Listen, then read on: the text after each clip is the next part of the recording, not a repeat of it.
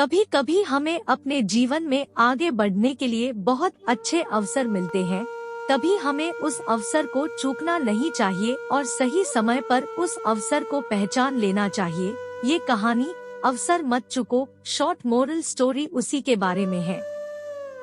एक राज्य की राजधानी में एक रात को मूसलाधार वर्षा का प्रकोप हो रहा था।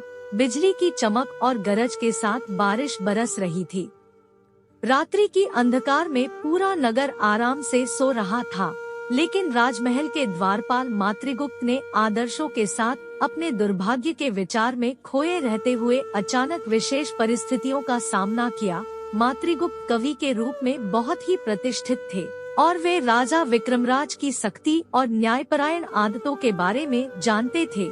राजा विक्रमराज गुणीजनों को समुचित सम्मान देते हैं और उनकी प्रशंसा करते थे, किंतु अभी तक मातृगुप्त का उनसे मिलना और उनके सामने आना संभव नहीं हो सका था।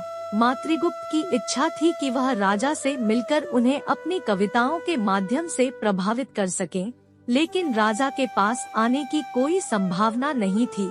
इसलिए उन्होंने द्वारपाल की नौकरी का फैसला किया। उन्होंने सोचा कि इस तरीके से उन्हें आदर्श मौका मिलेगा और राजा के सामने आने का अवसर प्राप्त हो सकेगा। राजमहल में बरसती बारिश के बीच मातृगुप्त ने द्वारपाल की नौकरी कर रहा था। इस तूफानी रात में राजा विक्रमराज सोए नहीं थे। टहलते टहलते वह राजमहल की खिड़की पास आकर खड़े हो गए। उनकी दृष्टि द्वारपाल पर पड़ी और उन्होंने पूछा, अभी कितनी घंटे की रात्रि शेष है? मातृगुप्त ने रतिशोधी भावना के साथ कहा, महाराज, अभी 1.5 पहर बाकी है। राजमहल के अद्भुत सुंदरता और वातावरण में मग्न होकर महाराज ने प्रश्न किया, यह तुम्हें कैसे पता है? मातृगुप्त ने उनकी प्रतिभा का प्रदर्शन करते हुए उनसे एक कविता के रूप में उत्तर दिया। उन्होंने बरसती बारिश और अंधकार का वर्णन करते हुए उनके प्रश्न का उत्तर दिया। अगले दिन राजा ने मातृगुप्त को दरबार में बुलाया और उन्हें अपनी कविताओं को प्रस्तुत करने का आदेश दिया।